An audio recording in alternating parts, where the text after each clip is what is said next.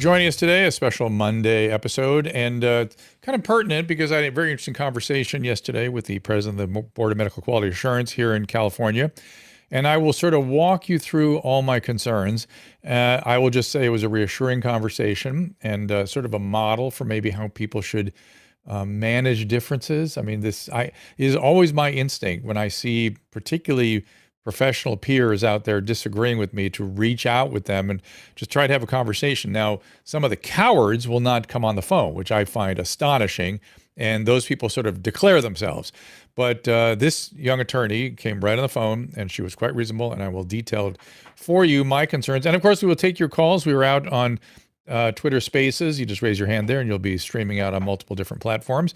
And when I bring you up, you are consenting to do so. I'm watching you all over on the Rumble Rant as well as on the Restream. So with that said, let's get right to it. Our laws as it pertains to substances are draconian and bizarre. The psychopaths start this way. He was an alcoholic because of social media and pornography, PTSD, love addiction, fentanyl and heroin. Ridiculous.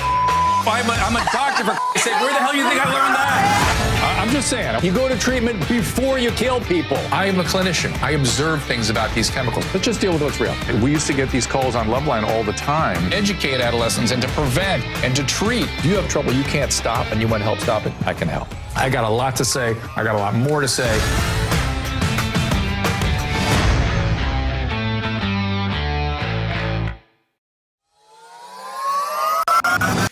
So I would argue that the way we manage our relationship with YouTube was another example of reaching out, trying to get people to be reasonable. And it's often the case that people will be reasonable if you're reasonable.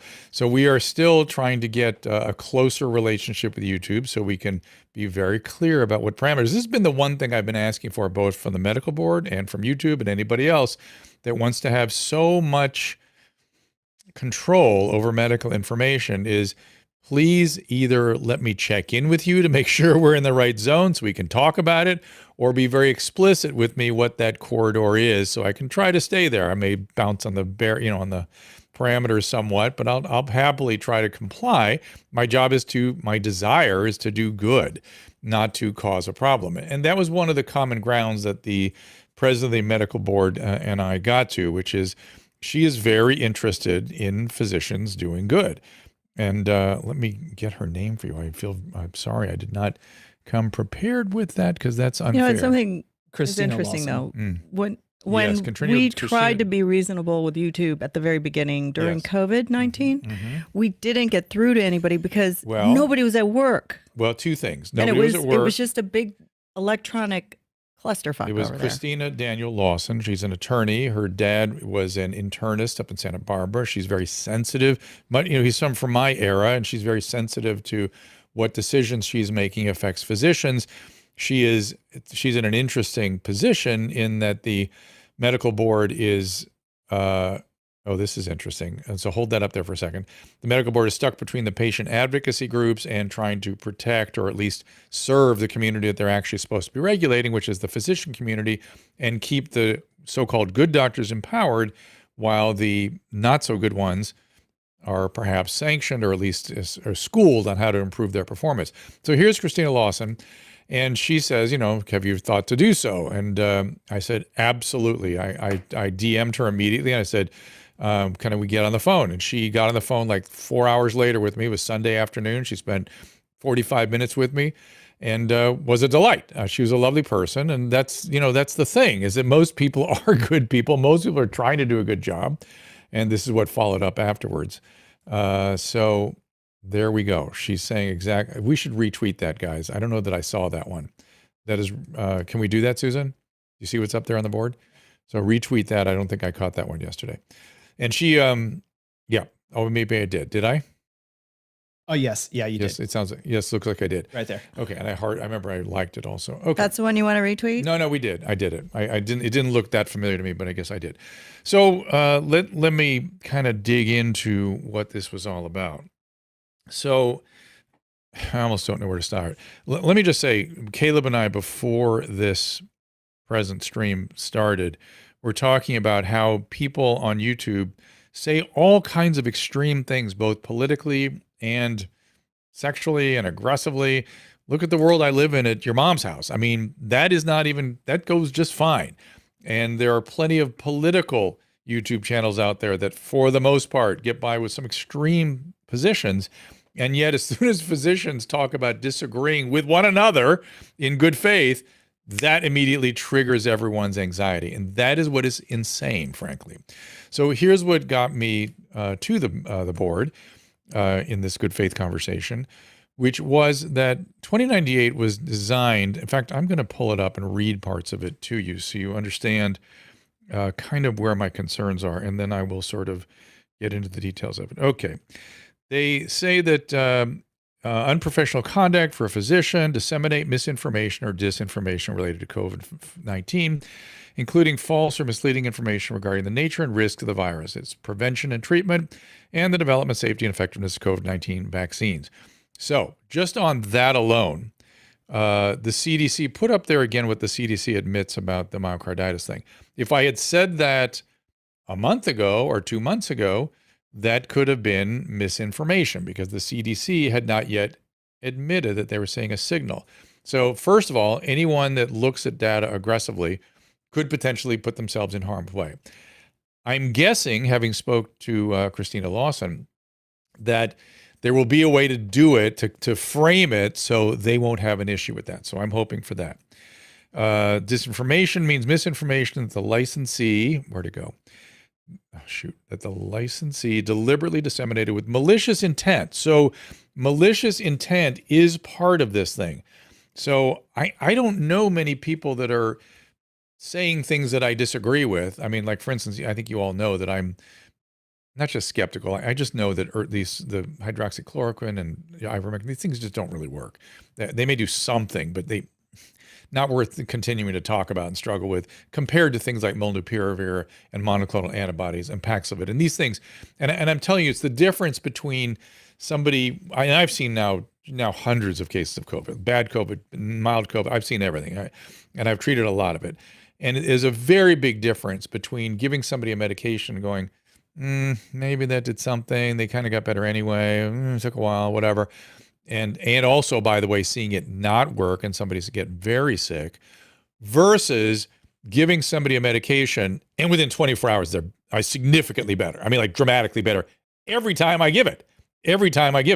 So that's just different clinically. So that's been my clinical experience.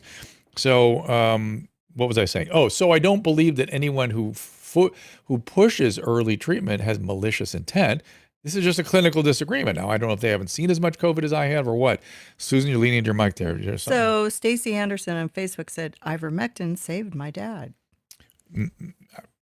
Did or didn't? I can only tell you. It worked for some people. That's a disagreement. And all I can tell you is there is such a marked difference between something that maybe might have worked and something that just stops this thing right away. Yeah, of course. And that's the difference between what we have now.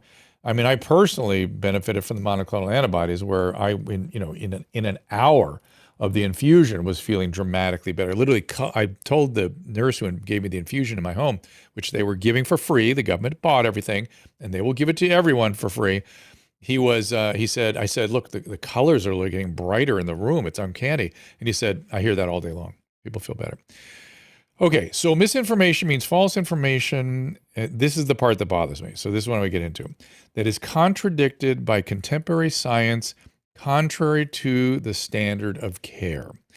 So this measuring stick of the standard of care being the standard against which misinformation will be measured is what I expressed to her for a good 30 minutes.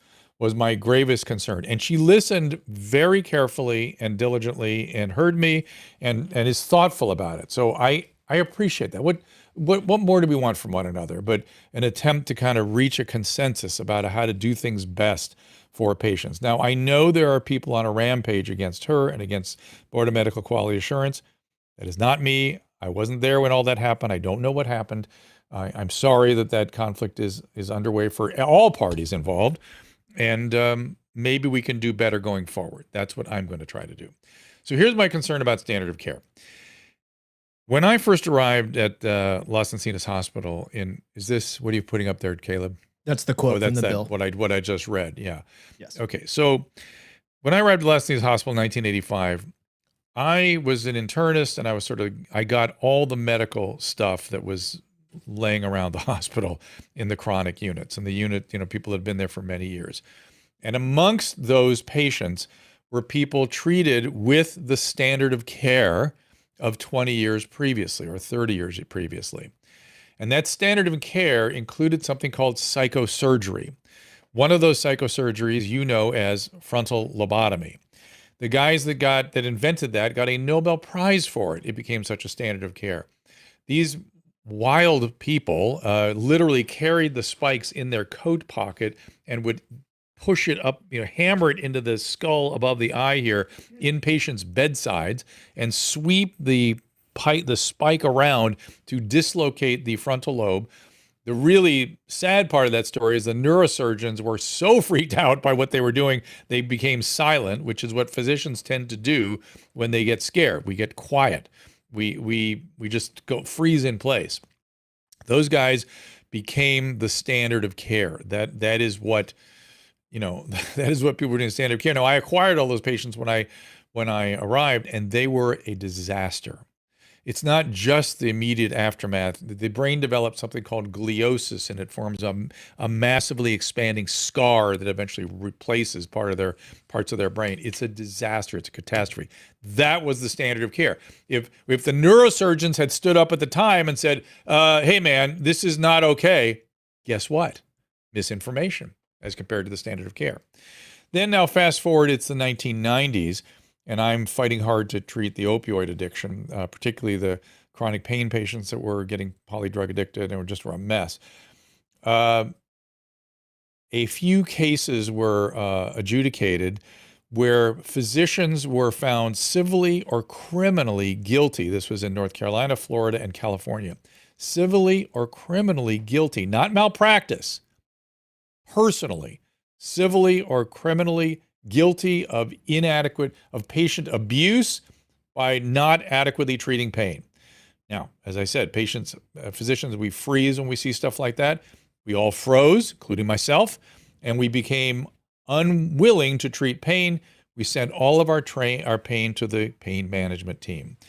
The pain management world at the time, I actually gave a 1-hour lecture on this, had felt like they were a white hat. They were a heroic profession that were going to do away with all pain in the United States. Nobody should ever have pain of any sorts, and we needed to fight against something called opiophobia, fear of opiates.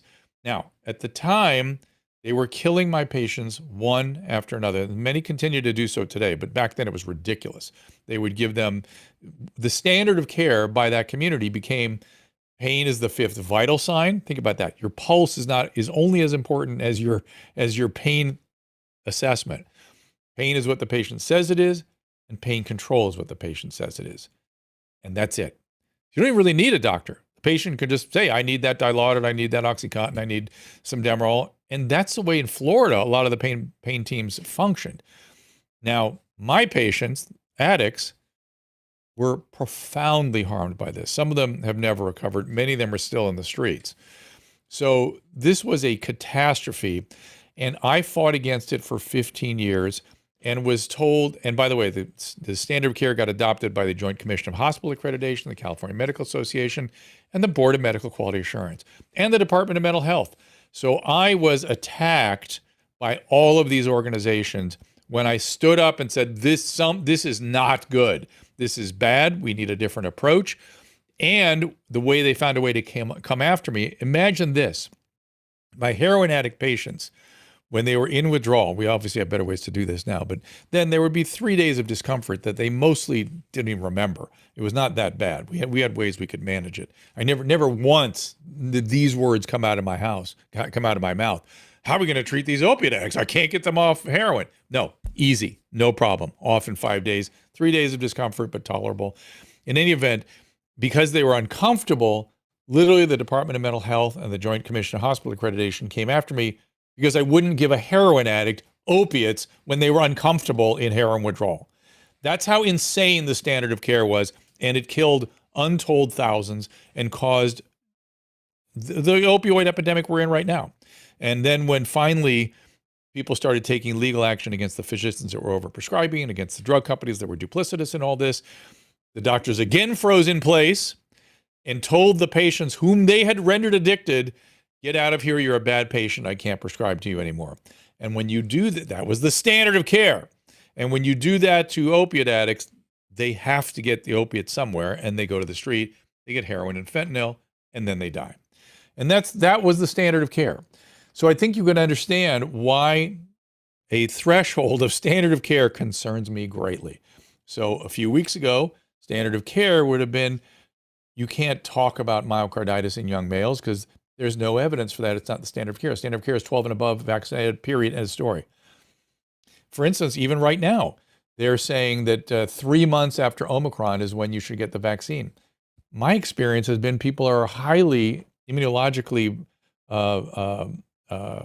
effectively not, they don't get reinfected within 6 months. That's been my experience. That unless you took Paxlovid, interestingly, if you took Paxlovid, I've been seeing people get it again at 6 weeks and 8 weeks. So I'm wondering if Paxlovid affects our immune response to Omicron a little bit. But the average patient that just goes through Omicron, I've been seeing them essentially have no recurrences for 6 months. So why 3 months?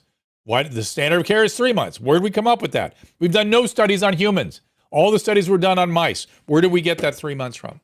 Why? And so we have all these things, especially now in the aftermath of COVID, where a lot of things have been determined by fiat to be the standard of care. You've heard Dr. Alexander tell us about how the 6 feet distance is social distancing, which Dr. Kelly Victory has been telling us forever was made up. Dr. Alexander was there in the NIH when it was made up, and it became the standard of care. Standard of care has got to have adequate science behind it, or it needs to be something that we discuss in vigorous debate publicly, and that people are free to do so. So these were my concerns. I raised all of this with Christina, and she heard me.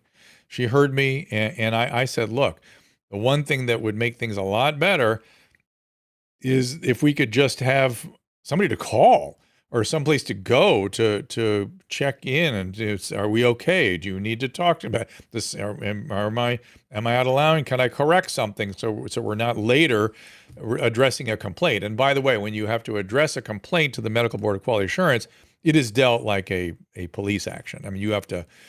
It's as though you're often hire an attorney. And it's as though, you have had a criminal accusation. It takes hours and hours of your time. Remember, Kelly says like 80 hours of her time. Yes. And I used to have. I mean, you can't save lives with those 80 hours. You have to chase paper. It makes people want to get out of the profession is what it also does. But the other thing about these situations, the complaints, she was telling me that I would get spurious, nonsensical, ridiculous, unfounded complaints when I worked at the psychiatric hospital. I would just happen to be someone in the room with a patient that was terribly unhappy or something, and boom, you would get the complaint. And it's horrifying. You literally think to yourself, this could be it. This is the last, my license is going to be gone now. And you have no people there, no one to talk to. They don't respond. You're just sending paperwork back and forth.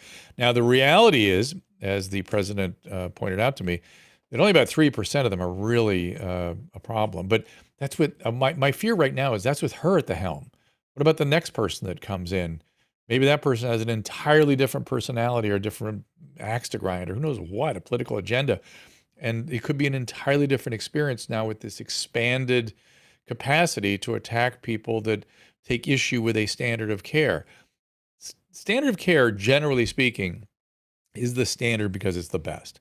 I always tell people that one of the terrible problems with celebrities is they go after special care, the better care, special doctor, all this kind of stuff. All special things mean is that they're not sustained at the standard of care, and they are almost always substandard. But to say that somebody is publicly addressing the shortcomings of the standard of care is different than advertising yourself than somebody who provides so-called special treatment. Whenever you see special treatment that's way outside, the standard of care is standard of care because we can prove it and it's the best. Now, the problem right now with the standard of care is a lot of it is based on non-science, spurious science, fiat and made up stuff. And so that is why I am very, very cautious about this situation. But I am persuaded that it will be used in good faith. I will describe why. Well, one of the reasons is, as the president pointed out to me, is that they already have the authority to do whatever they want when somebody is harming patients in any way. They have full authority to do that. This is just sort of laying it out in a little more detail. So in a weird way, that was reassuring. What was the other thing, Susan, you were saying? That What? What was the other thing did you mean? No, I meant like, what did she say exactly that, made you believe that, be persuaded?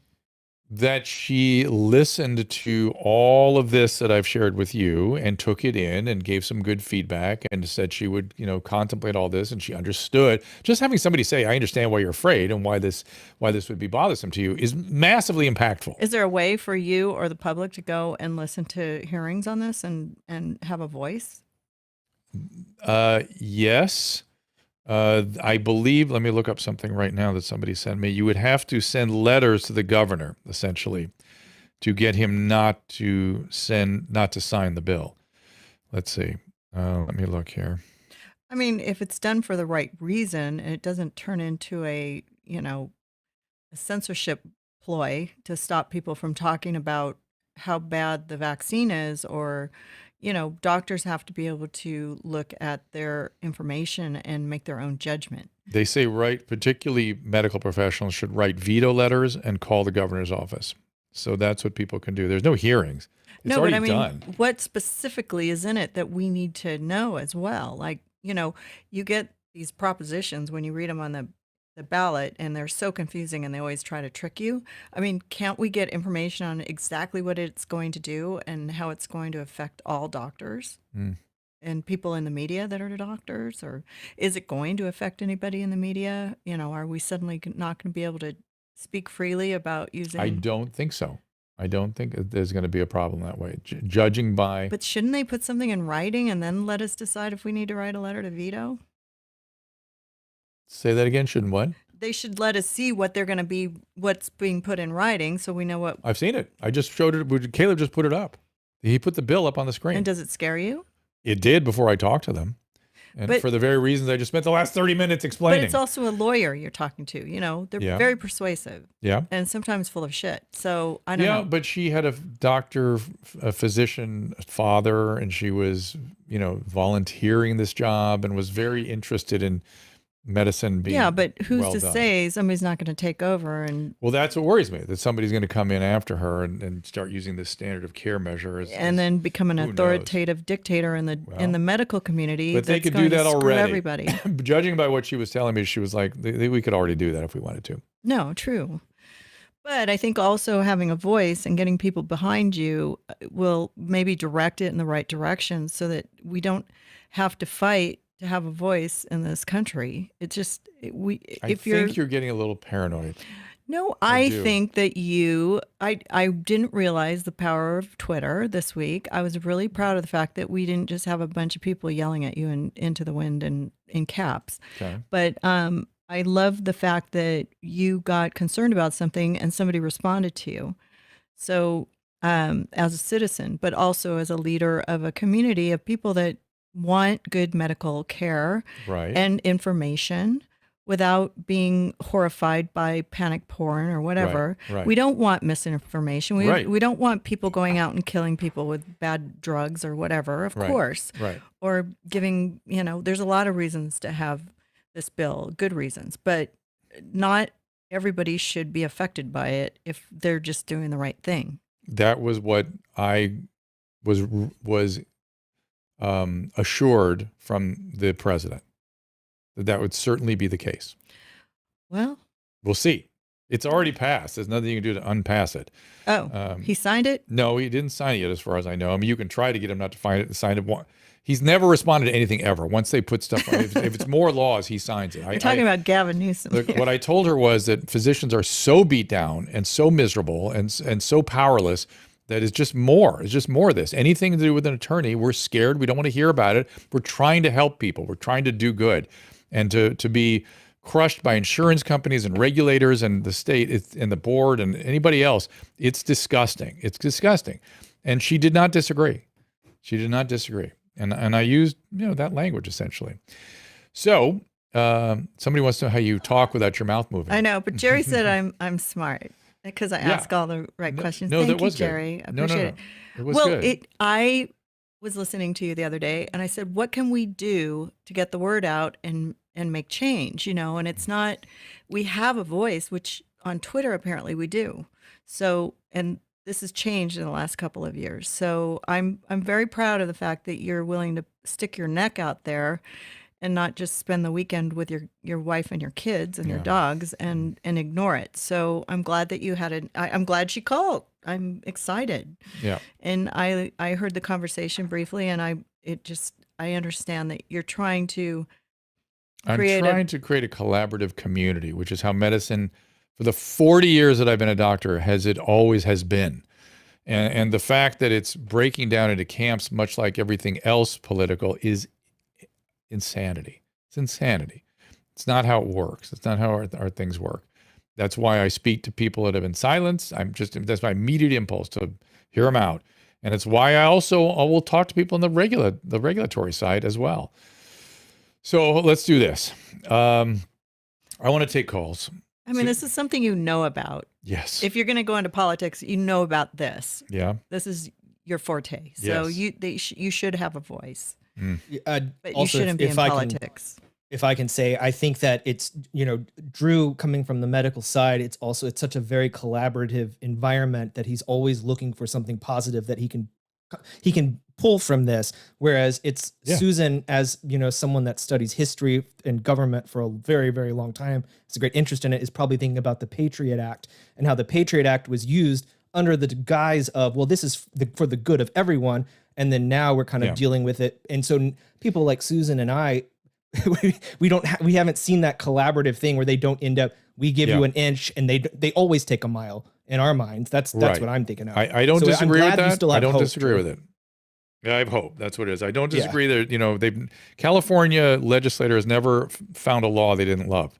They just want to law us up with everything until we can't walk around anymore.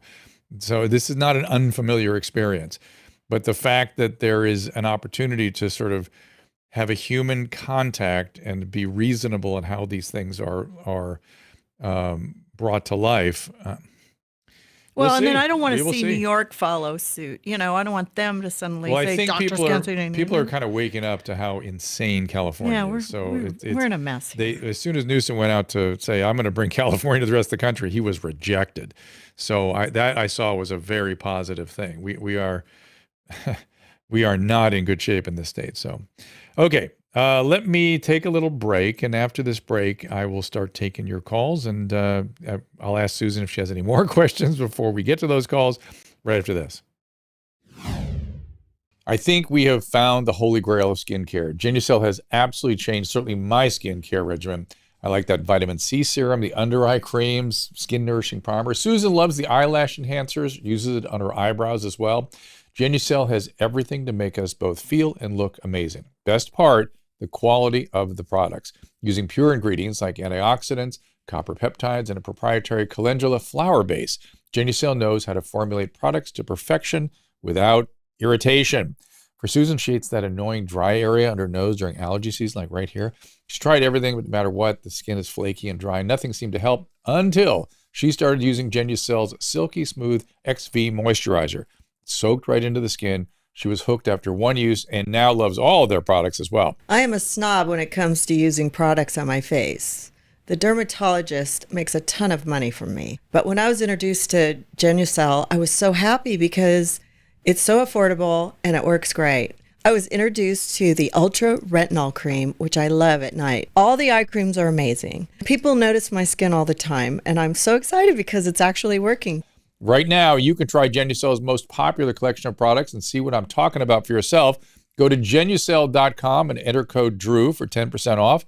That is GENUCEL.com, and the code is DREW. So I just saw something on the Rumble Rants where Lucas Ficari said, if Drew pushes vax, then Drew is on the wrong side of history. So I want to be super clear. Hey, Lucas. Yeah. What does pushing vaccine mean, right? So the vaccines have had a very substantial impact on the population that we should have been protecting from the beginning in this pandemic. We should have been doing focused protection on people that are very elderly, for sure over the age of 75. And in that population, whatever untoward risks there are from this vaccine, it is worth that risk to prevent the serious complications of COVID in that population. And although it doesn't prevent infection, it clearly helps cause milder disease. Now, Dr. Victory will argue with me about that, and maybe I don't see that. I see my vaccinated patients having much milder disease, and I have therapeutics to throw at them on top of that. So things have been going very, very well for my elderly patients with COVID. Over the age of 65, I would say it's about the same thing, about the same risk-benefit ratio. Now, when you get down into the 40s, it is much less clear. And I am categorically against mandating vaccines of young people where the risk-benefit analysis is not clear. I don't see it. The probability of serious outcome from the disease is remote, and there is yet some concerns about the vaccine itself, particularly as it pertains to young males, Moderna, and myocarditis. So, maybe we ought to just hold. Dr. Paul Offit, one of the very most aggressive vaccinologists and virologists, went on the record a couple of days ago and said we should not be vaccinating young males with the Omicron vaccine. The risk reward is not there. I agree with that. That's not the standard of care. Standard of care was issued by the CDC, who said that 12 and above should all be vaccinated. Why? When Dr. Walensky, the head of the CDC, was asked about Dr. Offit's position, why was there a difference? Her response was staggering. Her response was, well, we had to simplify our messaging, so we're just going to keep it 12 and above to keep it simple. That is not medicine, everybody. Medicine is about making individual decisions for the given risk reward of that given individual patient, made usually, though these days it has not been so, with a physician who has the best interest of that patient in mind as he or she makes that decision. This sweeping to keep messaging simple, we might put males at some risk. That's insane. That's insane. So that's, again, I want to be very clear that I'm not pushing vaccine. I have a somewhat nuanced approach to vaccine. Still could be wrong. It still could be higher risk than we know. I mean, you talk to the Steve Kirsches and the Robert Malones, and even Dr. Victory, they're seeing more risk than I am. But I tend to rely a lot on my clinical experience. I've been practicing long enough that I've seen A, the standard of care change dramatically, as I've told you, and B, things that I see clinically that doesn't fit with the so-called data. Look at the Women's Health Initiative, the WHI. Because of that, women were torn off hormones. I've never seen so much misery as the women we took off hormone therapies, hormone replacement therapy back, I guess it was 20 years ago now, because the Women's Health Initiative was the final answer. And we were no better than witch doctors if we kept people on hormones. Turned out that was categorically wrong. Categorically wrong, and that was the standard of care. And if I addressed that standard of care back then, I could have run afoul of AB 2098. So these are why I worry about these things. And just know that it has been my experience that my clinical impressions are more accurate than the data in everything I've seen. So when clinically I see things, I'll rely on it. Now, it doesn't mean I couldn't be wrong the next go around. It could be. But things like the risk reward for a 75-year-old plus, I'm seeing it clearly there. The things like what's happening to some 20 and 30-year-olds, making me nervous. I've seen some bad reactions. They've all resolved. They've all been okay. But I've seen some very disturbing things, some frightening things in otherwise healthy people at very limited risk. Now, how pervasive, what's the real data? We're still trying to work. I think it's going to be another year before we really know. And it's probably going to be not that bad. It's probably going to be not that bad. That doesn't mean there aren't people who are severely harmed by this. There will be people when you do a treatment or a vaccine on billions of people, there will be some bad outcomes. It just will be. Susan, what's up? Sucks. Yeah, it's awful. It's awful. But we can't let, it's very much what worries me. The doctors that have seen some horrible catastrophes in COVID in young people are biased by their clinical experience, much the way people that have seen horrible vaccine reactions are biased by their experience. We've got to really kind of you got to look also at the data. It's what reinforces your clinical impressions. And the data evolves and it usually gets to the right place, but it doesn't always start at the right place. Okay, let me take some calls. I think Lucas Vicari lost both his grandparents after the booster. That I've not seen old people have bad. What was the reaction? That's what he yeah, just but said. he doesn't say of the booster. He said shortly after the booster. How old were they and what were the causes of death? Yeah. So I'm sorry for your loss, though. yeah, it's awful. Fucked up. But you have to remember that the average life expectancy of a male admitted to a nursing home is 6 months. You have to remember that. Yeah. And in terms It's of so years, hard, in Drew. terms of it's years, just so hard. but in terms of years of lost life, what happens to a 17-year-old is a different decision than what happens to an 85-year-old. It's just a maybe it different- was related, but we don't know. I mean, that's why we're questioning it now. Yeah, that's right. We want people to have consent and know what's going We'll on. see if you can see what his answer is. I can't quite see it there. All right, let me go to some calls in the meantime. This is Wheezy. Keep an eye on it. Give Wheezy a chance to come up here. Wheezy. Wheezy, yeah. Wheezy. I heard a bloop. Maybe that was a That's wheezy him. That's bloop. him. That's Wheezy coming up, but he's got to unmute himself, as we all need to do. Hello, hey. Hey there. What's happening? Hey, how's it going? Good. So first, I just wanted to say I've been watching you since Celebrity Rehab, and I think that's really cool. It shows a lot of longevity. I can't think of many things in my life that I can still point back from that long ago, besides maybe like Pepsi or Coke. That's good to know. Thank you. That's interesting. Yeah, so I just think that's really cool. My question basically is like, I wonder if there's this bias that people have with the vaccine, because I'm unvaccinated and I feel like it's much easier to convince me that the vaccines are harmful, and like, all those things. And I feel let's like, examine it. Let's examine it. Let's try to break it down from a sort of a number. Okay. And if I do something wrong, please, those of you on the restream, set me straight here. So you're how old now? I'm 33. Okay. So the probability of severe COVID needing hospitalization, let's say, is remote, particularly with Omicron, particularly with the therapeutics we have, right? Like really like way less than 1%. And the probability of death is substantially less than that, right? So it's a it's nasty. I'm not going to tell you it's not nasty, but it's not a high risk proposition for you. You're otherwise healthy? Right. Yeah, definitely. Yeah. And I've had COVID twice. Yeah. How'd you do with it? The first time it was literally nothing. I just felt really hot the whole time. And then the second time was about a month ago. I guess it was the newer variant. Yeah. And it was a little harder. I didn't feel good and I'd lost my smell and taste, but it was nothing like, Okay. I was never concerned. Right. So the question is, what further immunity do you need? Which is a viable question. We don't know. You might be very immune for a sustained period of time, at least 6 months for sure, maybe a year. Then at what risk should you be vaccinated? What is that risk? Right. And what should that number be?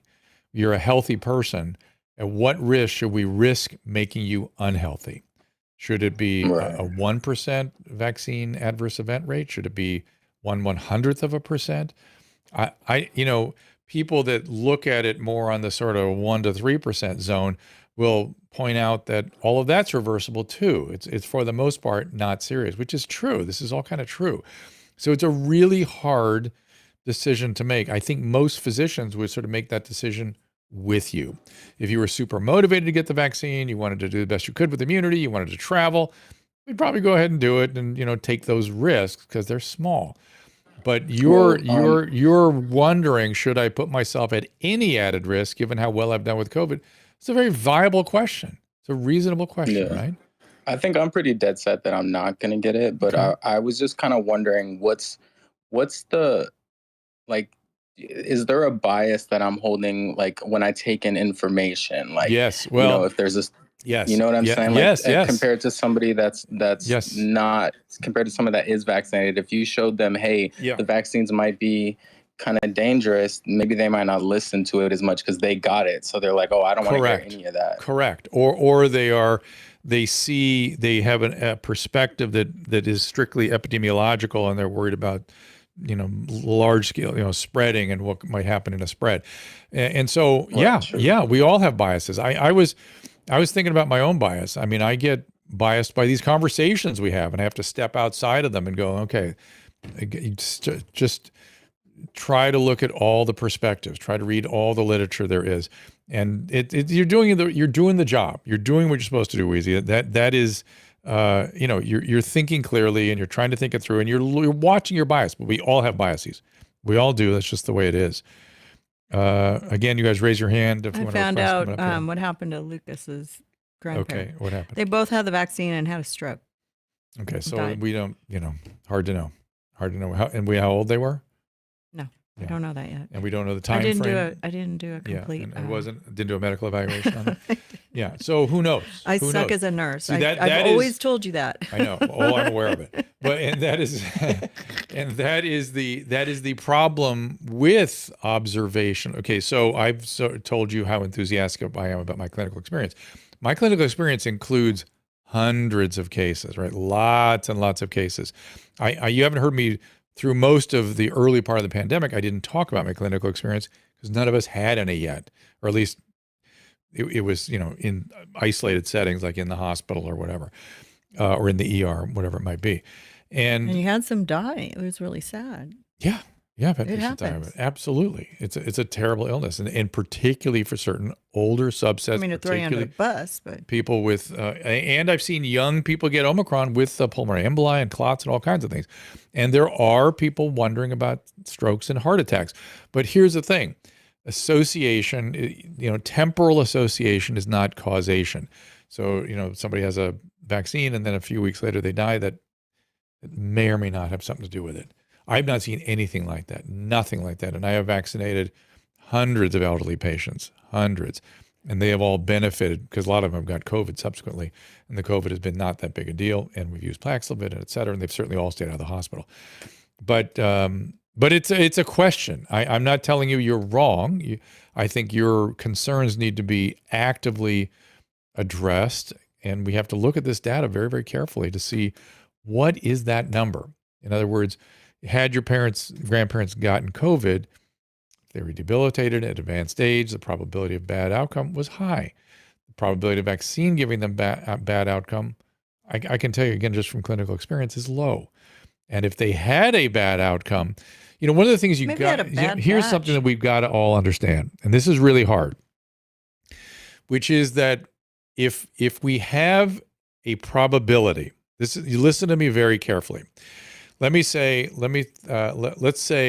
I say there's a 3 out of 5 chance that I'm just making up numbers, that they would die of COVID, and they get COVID and do fine. My numbers weren't necessarily wrong. They might have been. But the fact that they didn't die doesn't make my numbers wrong. They were just in that 40% that didn't get it. Same thing with vaccine. If we say 1% of vaccine therapy, and this again, I'm making up numbers, are likely to have an adverse event, that means 99% are not, which means everybody's not. But somebody is. Again, it wasn't necessarily the wrong thing to vaccinate to put people at risk of a 1% complication rate. This is the hard part that people can't get, is how to make that risk assessment. And that 1% of adverse event in an 80-year-old generally seems to be milder and of less consequence, and definitely cause less years of life lost than the risk to a 24-year-old who would have 75 years of life lost and change the trajectory of an entire life, and the adverse experiences there have been a little more concerning. So it's a complicated question. These are complicated questions. And let me keep taking some questions here. Okay. Thank you, guys. So Wendy in Costa Rica Four Seasons, which is one of my favorite hotels, said, has anyone's health or immune system improved since getting the mRNA vaccines? Where Great is question. that study? Great question. I don't know how you would measure that, right? Would Mine's you, gotten worse. we think, maybe. So how would you measure that? I don't know how you'd measure that. I don't even know how you would do that study. It's, are you, people prone to bacterial infections, or would you look at skin infections, or would you look at number of upper respiratory infections? I guess you could. I mean, you could look at number of upper respiratory infections in a vaccinated versus non-vaccinated group and see who has more. That's kind of a simple study. And again, it's not a very, they're going to learn much from that study, but it'd be interesting. I agree with you. Let's get Shannon up here. Shannon, what's up? Hi. Hey. Hi, how are you guys? Good. Okay, so I came off an airplane in February of 2020, and about 7 days later, I had diarrhea, fever, fatigue. This lasted for 3 weeks. I was kind of in denial. At that point, you could not get tested, and I know I did not get an antibody test. However, in the summer, I started to get an irregular heartbeat. And I also had, which I believe is COVID toes, just, the feeling of numbness in my toes. Those were the only things that I feel that, were odd, that it just popped up out of nowhere. And then I, of course, mentioned this to my doctor. I did get an EKG, but at that point, my heart was acting properly. So my question is now I have been, I did get vaxxed the following year in March, and then the booster 30 days later, and then another booster in November. And the craziest thing is that the irregular heartbeat actually ceased in October of last year, but I believe I probably got COVID again. And there's so many layers to this, but I don't think I had the right enough antibodies let's get right when I to your, tested. what is the question exactly? So the question is how do you, how are the doctors diagnosing long COVID? I'm sorry to tell you, we don't have categorical agreement on what long COVID even is, let alone diagnostic criteria for long COVID. It's kind of a mess. I understand how frustrating that can be. Most people are looking at things like fatigue and fog, but there certainly are other things for sure. And cardiac stuff is definitely one of them. And really, the reality probably is that it's mostly the spike protein doing all this, and whether it's the vaccine or the COVID itself, you're kind of getting some of the same stuff. I've seen long COVID from the vaccine. I've certainly seen long COVID from COVID, and that may be what you have. People talk about persistent spike protein in the myocardium and all this stuff. As long as structurally the performance of your heart is okay, I want to just sort of emphasize that the body has tremendous healing abilities. And generally speaking, I expect stuff to heal. The question in the meantime is how much misery do you have to go through? How much disability and misery? And that's a very serious question. And we again, I would refer you to covidlonghaulers.com, where Dr. Yogendra and Dr. Patterson are really working on some treatments there and have had some good outcomes.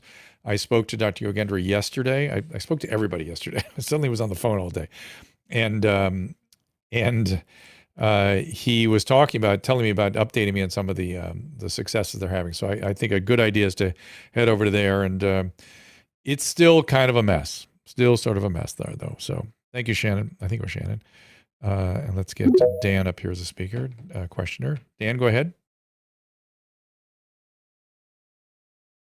Let me look at the restream while Dan is getting up here. Yes, Minnesota nurses went on strike today. No brainwashed liberal dumb cunt says. Whoa, that's somebody's name? Whoa. Yeah. Whoa. I know I had to read it. It's kind of funny. Okay. You could have left off the dumb C part, but okay. Thank you for sharing that with us. This is sure going to really make Caleb's conversation with YouTube tomorrow more comfortable. Thank you for doing that. It's real on Rumble. It's real on Rumble over there. Okay, good. Okay. How to obtain informed consent when the FDA wants 75 years to release the data. Yeah, I know. This is why I talk to lots of different people. Informed consent is an issue in all of this, of course. It should be not so dumb, see. And that's another thing, by the way, I told Christina, the president of the medical board. I said, look, here's how I would have talked to a 24-year-old, and I told her all these kinds of concerns and things we're bringing up today, and I said that's how I would talk to a 24-year-old. That is not standard of care. And she went, yeah, but that's good medical practice, and we're certainly not going after anybody for good medical practice. So, Dan, you can unmute your speaker there and have at it. I see your hand up. Hello, right. So I am completely unvaccinated and completely unboosted, and I have one question for you, and I really hope you can answer it for me. I may not, but let's see. Let's see what it is. Because of your profession. So the question that I've got is, how long did the NIH use ivermectin on clinical trial patients before it was suppressed?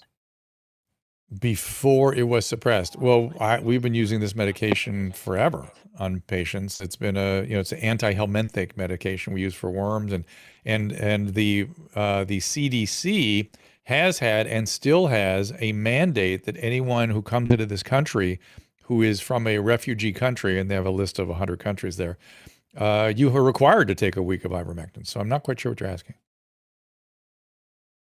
Well, the reason I'm asking it is because of the bombardment that Joe Rogan faced nationally and globally for defeating his own Dan, let me tell you something. So I talked to Joe. I talked to Joe about this very issue.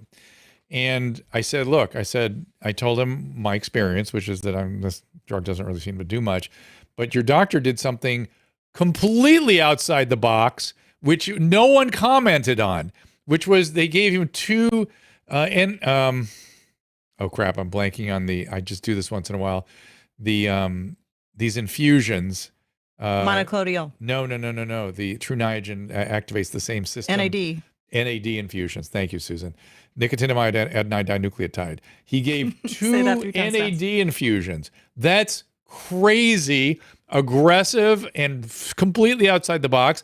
And I said, and I asked Joe, how did that make you feel? He goes, that really helped me. I go, God, that is fascinating. That's a fascinating intervention that was the most outside of the standard of care that anything that Joe got. Yet because the press is preoccupied with a drug or a couple of drugs that they just learned how to pronounce, that's why they've put their focus there. And that's insane. That's insane. So I am with you on your sort of, I'm striking back. I'm with you on raising this issue, because if you want to take issue with what Joe Rogan's doctor did, you would go, NAD infusion, that is crazy. Where did you get? That's not a standard of care anywhere. How did you get to that? Why did you do that? And Joe, it worked. Have you tried it elsewhere? What's going on? We didn't even address the other thing because there's no big downside to it. Doesn't really work, but whatever.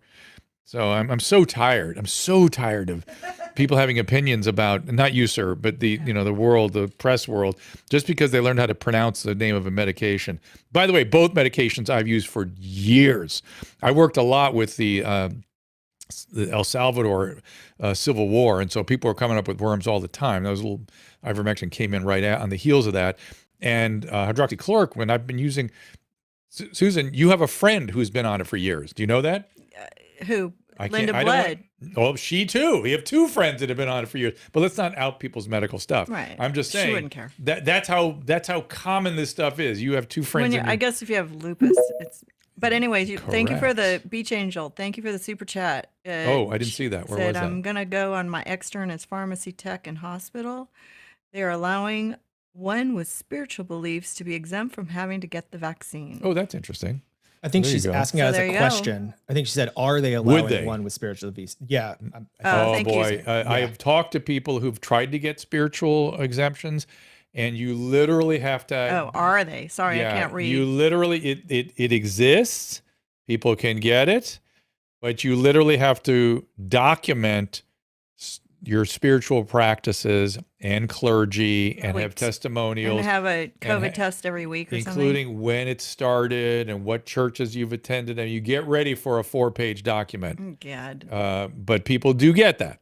So it's out there. Nadine, we see you there. What's going on? Hi there, Dr. Drew. I'm Nadine Ness. I'm from Canada, so not California. Good. But my Lucky husband's you. I don't know if that if I'm lucky or not. We do have a bit of a tyrant running the country, but I know I don't have anything regarding California. But my husband's a family physician. Oh, good. I run one of the biggest kind of against mandate group in the province. We're not against vaccine. We're just against the segregation Mandates, and division. Yeah. The mandates. I get that. And my husband came under fire when we kind of became public and grew really big, really fast because of the things that I was saying, not necessarily things he was saying. But as a medical professional, when you're speaking outside the box, do you have any advice for doctors who start speaking outside the box on how to handle all that pressure and not letting it get to you? And how do you fight back? You can't So to speak. really. You can't. You can only sort of stay safe. And you have to really follow your compass, your moral compass and your clinical compass. You have to be very clear where due north is. And if you can't see it, check yourself. Check yourself, qualify anything you say, sort of to contextualize anything you say, try to not take too, my mistake, the thing I learned more than anything else during this pandemic is how aggression and hubris can make you sound silly. And I was really fighting against the panic at the beginning, and I did it. I could see what was coming, and it made me angry. And everything we're talking about here made me really upset and angry, and it came out in ways that not right, not good. I learned how to, as a result of that, I learned how to never become hubristic. And that's sort of what we're trained in medicine. Never say always or never, you just don't do that. Always try to qualify things and have some equanimity in everything you do. That's it. I learned that. And even though I was right in terms of my intention and my instinct about what was happening, the form it took because of hubris was wrong. And so make sure the compass is straight on. And if you're clear and sure, do what is right, but do what you can to protect yourself, which means, getting supportive peers where you can, if you have, I'm sure you have something like the medical board, contacting them, ahead of time to sort of say, look, my intentions are good here, but I have a difference of opinion, and see what you can do. Do you want to tell us what happened? So maybe I can tell you a little more specifically. Yeah, it's I live in Saskatchewan. The College of Physician actually did a mandate where every doctor in the province who weren't fully vaccinated had to disclose to their patients prior to their patients coming in. So they had to have like a big flyer in their office if they weren't fully vaccinated.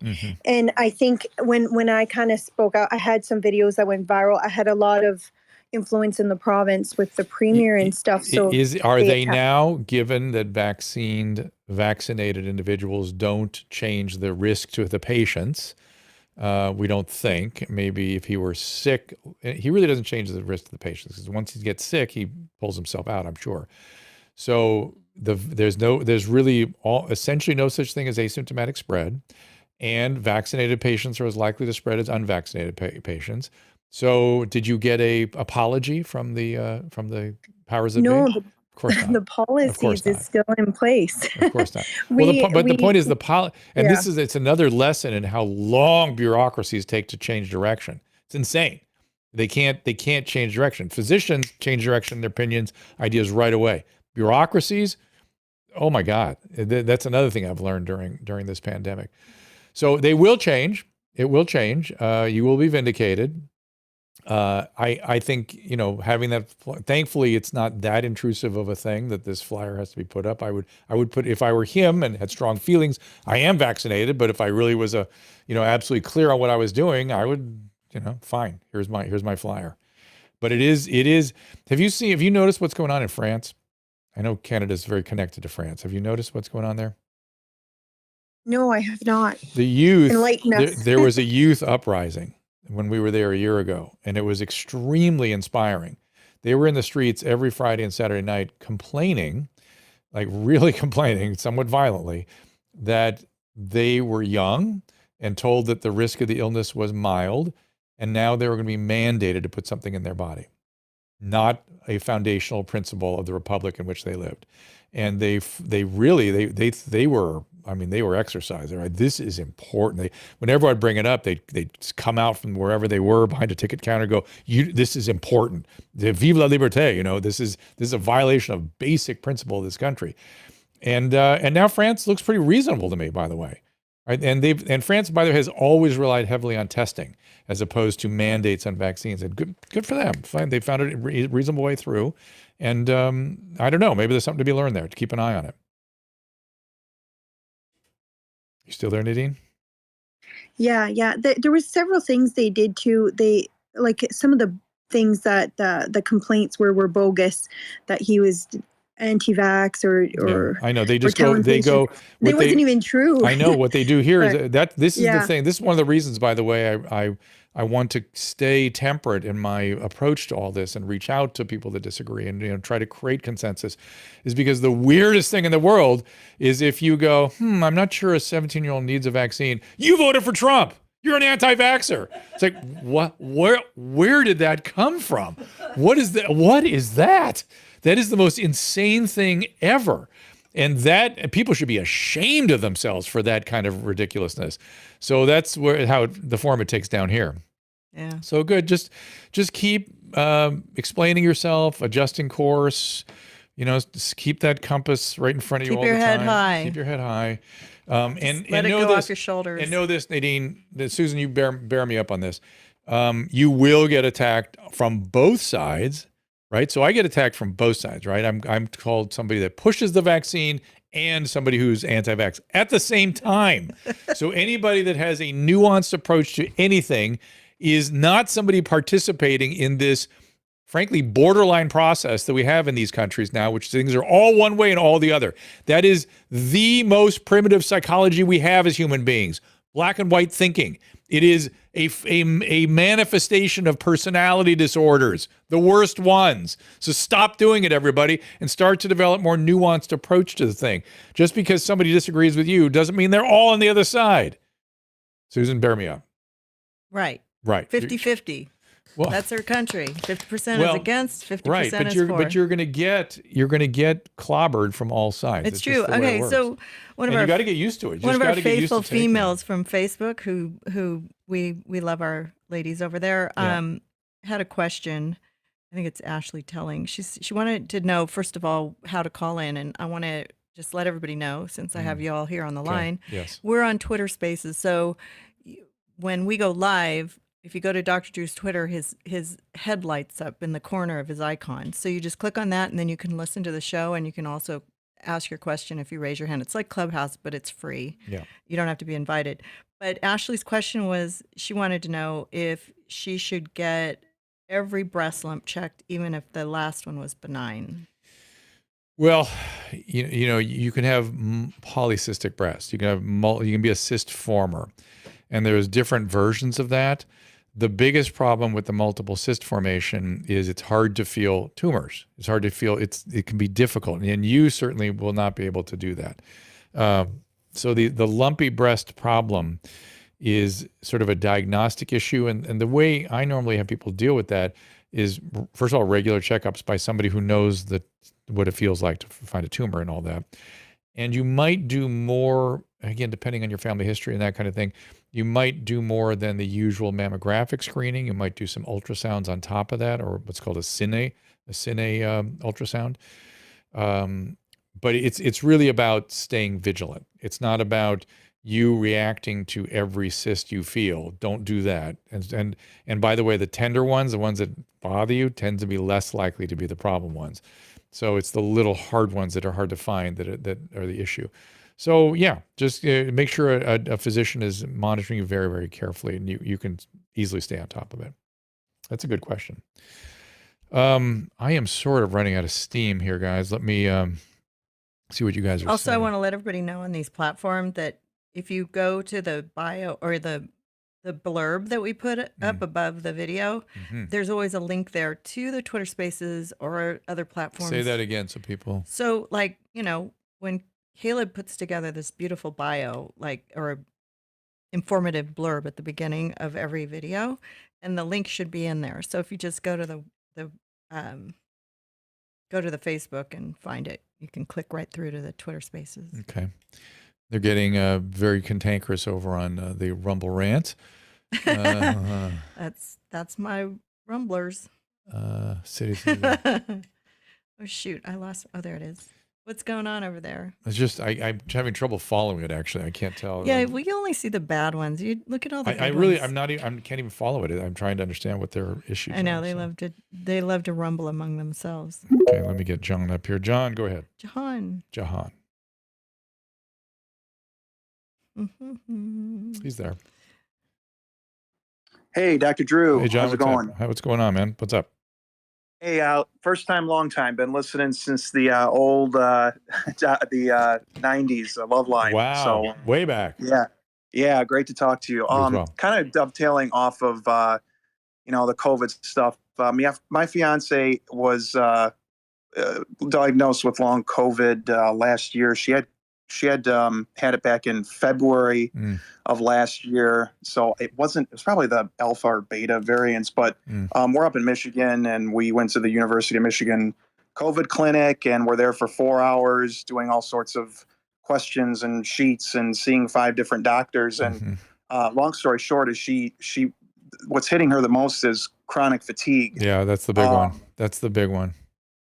Yep. Yeah. So I guess my question is what, they gave us some tips, but do you have anything to add to what she can do to, shake that? Because I know it's kind of, my mom suffers from it too, and she had the Epstein-Barr virus in the 80s. That's how she thinks she got it. But just want to kind of pick your brain on what you think we could do to maybe alleviate that with maybe. Yes, I had it bad for several months, and for me, this is my experience. Fluvoxamine worked amazingly. Now I've since prescribed. Got dogs here. Somebody's here. Yeah. I've since prescribed it a number of times and have not really seen that good a result in other people. Certainly nothing like what I experienced, but that is one possibility. I know that Dr. Yogendra over at the COVID Long Haulers organization are using a lot of Miravirac, but they don't have data yet to substantiate that. I also know that people are beginning to try molnupiravir and Paxlovid also in long haulers. I don't have any off the top of my head knowledge of where those studies are being done, but I know that's being talked about. So those are really the kind of the big 3. Also, for a while they were using statins. I think they're using statin, like pravastatin, and having good results with that, strangely. So that's the stuff. And in terms of order of safety, I mean, fluvoxamine is such a safe medicine. It doesn't do anything. I wasn't even aware I was taking it. All I knew is that I had more energy and my ring in my ear stopped. Like within 30 minutes of the first dose. It was really quite striking. And it's funny, I had to do a television program when I was in the middle of this long haul stuff. It was sort of the tail end of it. It was after I kept trying to stop the fluvoxamine, and my co-host on the Teen Mom thing looked at me and went, You are not right. You're sinking. And I thought, oh, I got to take the fluvoxamine. And it helped right then again. So, So how would we go about even, because this kind of ties into the whole BS going on.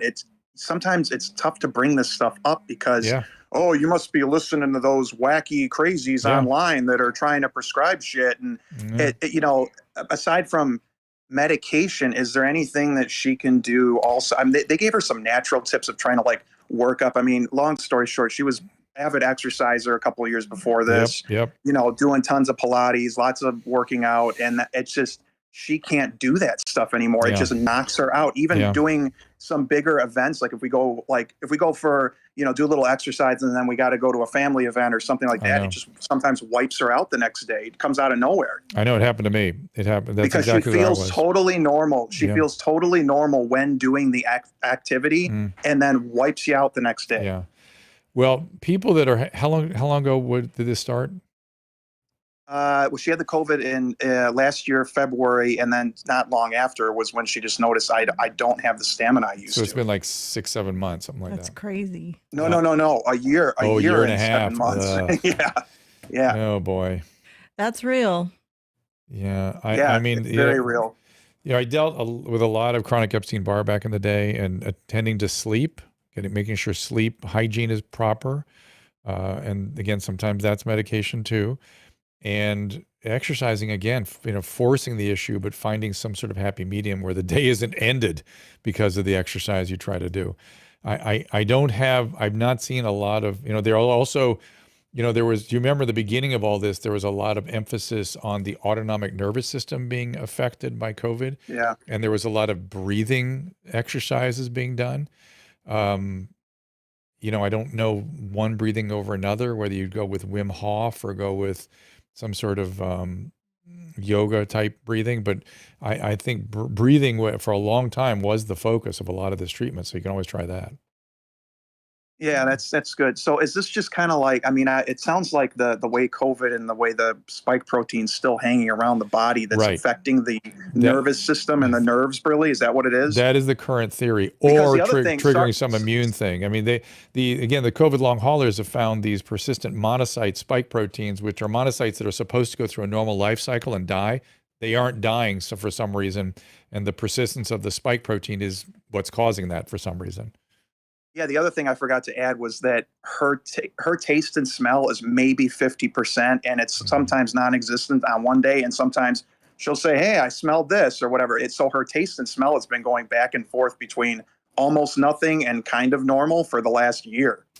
And if my experience is any use, I also started working my brain in certain ways, learning languages, and I was exercising, and eventually I kind of broke through. I would talk to somebody's got to listen to you out there about the possibility of at least something simple like fluvoxamine. It's just such a simple intervention. Yeah. 50 milligrams or 100 I milligrams wish twice Dr. a day. Yo wasn't so busy. I'd send people over to covidlonghaulers.com, but I think they're overwhelmed. They're overwhelmed there Because I now. texted him because I want to know how our buddy Dave Navarro is doing, and because Joe texted me and asked me, but nobody responded. So I'm sure. Well, that's all personal. It's all. So private I stuff. know, but I think they're no. I asked Dave how he's doing, but they're so overwhelmed because so many people have it. It's just ridiculous. All right. I want to have him back on the show because maybe we can dive into it and help more people. Yeah. We'll you'll get her back. Oh, yeah, sure. yeah. Sure. I already said that, but I okay, don't know. good. He's Okay. also an anesthesiologist. So Right. He's also working. Although mostly, I talked to him yesterday, and most of his time is spent doing this stuff now. So here's the deal. I want to wrap this up. We are going to talk to another significant figure on Wednesday. It's going to be Dr. Harvey Reich, I think it's pronounced the name. He is an epidemiologist, and I am not, and so I'm anxious to get some of his wisdom and see what he has to tell us. There he is, Dr. Harvey Reich. Dr. Victor, of course, will be here with me on that. We will also be in here tomorrow. Is that correct? Yes, we'll be in here tomorrow. Doing calls again. And all right, we'll do more of this tomorrow. Traveling. You're going out of town Thursday, Friday, so Correct. It's going to be an early week this week. Right, we're going to end it on Wednesday. You're going to go do Tim Pool. Yeah, Tim Pool, and I don't know what to expect. He wants to know about being censored, what it feels like. I am willing to do podcasts on any side of the spectrum. I just keep getting invited in a certain direction. I am a moderate. I'm right in the middle of everything. And so, I can go hang out with both sides. I have no problem with that. The extremes on both sides are what I have issue with. Even then I would chat with people and I would sit and talk with them. But those are the people that are causing the problem. The rest of us are kind of hanging out in the middle. Let me look quickly at the, somebody saying we need more debate. Always. NAC, the N-acetylcysteine is great for a lot of things. Deb Frey, I agree with that. I take it every day. Let's see. Thanks, Adrian Susan. You bet, Wendy. Thank you. I got long COVID, I think you mean. Wendy in Costa Rica, Four Seasons. She said she was with the raccoon, feeding the raccoon. Yeah. So, all right, let's tell that story real quick. So we were at dinner at the steakhouse there at that restaurant. What new mRNA paper, Caleb? I don't know. I'll tell the story while you. I had emailed it to you, and I didn't know for sure if you were going to talk about it tomorrow. There was possibly a preprint that came up. I think it's pronounced Elsevier, about serious adverse events of special interest following mRNA randomized trials in adults. I believe it's being published on the 22nd of September, but I didn't know if you had. That's not the one. I can There show was you. one This- that was just, this well, one. yeah, send it to me again. There it is. I'll send it to you. Yeah. Special interest. Yeah, let's do it. Let's check it out. I'll read it carefully and we'll talk about it tomorrow. But we were sitting having dinner and all of a sudden this, like a monster walked up to us. It looked like Man Bear Pig right out of. It was a raccoon that had a long tail, Looked like a skinny bear. tail, like a look up cat. Look up Caleb. It had a pointy nose. Raccoon, Costa Rica. And it looked like large, Rex. Giant It looked like our raccoon. dog Rex. Yeah, It had giant kind of a raccoon. cute face like Rex, but it had this like I it looked remember like when a this raccoon happened. slash Yes. And bear. Is it just a So that's what she's large talking Costa about. Rica raccoon? Essentially, it's. I don't know what it's I called. called it Man Bear Pig. They apparently are all over the place. They're so But cute. we had a though. very, very strange. There it is. No. Kind of like the one on the but top much, left. much bigger. But it had a really long It snout. looked like more like a sloth. Yeah, it had like a really long snout, like an anteater almost. Yes. Yeah. It was cute. So, anyway, we got it. We went, but no. Oh yeah, that's it. That middle one. Yeah. If That's you ever more want it. a nice vacation, go to the That's Four it. Seasons in Costa Rica. That's It's it. pretty fucking amazing. That's it. We were there for 2 days. and Scroll that down, was see if you just can. That's a small one. They get big. Yeah, that's him. But imagine that about size of a Great Dane. That's sort of what we were. great. The tail. And they were just sitting there eating the fruit. Everybody was throwing them fruit. And In any event, we to get down to that particular restaurant, we got in a van to drive down there, and we met a couple in there from Traverse, Michigan. They took their hand as Michiganites do and said, "Hi, Traverse," and we started talking about what we were all doing down there and stuff. And then we went to dinner. Didn't think anything of it. The next night was cast out. 2 nights later, I had to go to Austin, Texas. I was cast out of the hotel that I was supposed to be at because they gave my room away. I ended up another hotel. It's now 12:30 in the morning, and I walk into the lobby at this new hotel that I wasn't even supposed to be at, and this man walks up to me and goes, "I was in a van with you 2 nights ago in Costa Rica." This guy and from of course, Traverse, Drew didn't get Michigan. his information. I'm like, that was kismet. You're supposed to like get each other's info. Although he could find us anywhere. Yeah. But I know I wasn't with him. So, thank you, John. Thank you, everybody. Thank I you all liked his wife though. They wanted to come to dinner with us. Remember? Yes, they went down to the marina. Yeah. We'll be back again tomorrow. Those of you I did not get to today, I apologize. I'll get to you tomorrow and for more questions, and we'll talk about Wendy that in marina. Costa Rica Four Seasons says Posoto Solo is what the waiters called it because he's all alone. Oh, they know the very one. Posoto Solo. Yeah, that's what there is. Apparently, one that was cast out by the community, and they sort of feed him there at the steakhouse. Oh my God, that's too funny. Posoto Solo. So translate that for us, somebody. I don't know what Posoto means. All right, so Is that possum? I don't know. Solo. I'm posting a photo of it on Alone drdrew.com. means solo means alone. So What's that? Say it again. I'm posting a photo of it posting the at article? drdrew.com. Oh. Well, all the stuff that you discussed today, as usual. next but to also that- Camden, right, exactly. That photo. Camden riding it. Camden for will the be on top of I him. should photo for the podcast listeners. They can see the photos and stuff at drdrew.com/9122022. So 9/12/2022. Great. Thank you all. We'll see you tomorrow at 3:00. Ask Dr. Drew is produced by Caleb Nation and Susan Pinsky. As a reminder, the discussions here are not a substitute for medical care, diagnosis, or treatment. This show is intended for educational and informational purposes only. I am a licensed physician, but I am not a replacement for your personal doctor, and I am not practicing medicine here. Always remember that our understanding of medicine and science is constantly evolving. Though my opinion is based on the information that is available to me today, some of the contents of this show could be outdated in the future. Be sure to check with trusted resources in case any of the information has been updated since this was published. If you or someone you know is in immediate danger, don't call me, call 911. If you're feeling hopeless or suicidal, call the National Suicide Prevention Lifeline at 800-273-8255. You can find more of my recommended organizations and helpful resources at drdrew.com/help. Well, because it's like, when you're in a place where someone likes playing loud music, I don't want to be the asshole. It's like, hey, man, I know you're really having a good time listening to this loud music. Okay. He means my house, by the way. Oh, okay. Okay. I've been there. He listens to it so loud, though. I know. Yeah, he does. We spent a lot of time there. In fact, I sort of missed it. You know what I mean? When I was coming out through the show today, I was like, God, remember the good old days when we'd sit around Eddie's house and play pool and do hot sauce in the bathroom. And Do hot sauce. Well, in we the do hot sauce bathroom? videos in What the is bathroom. that code for? You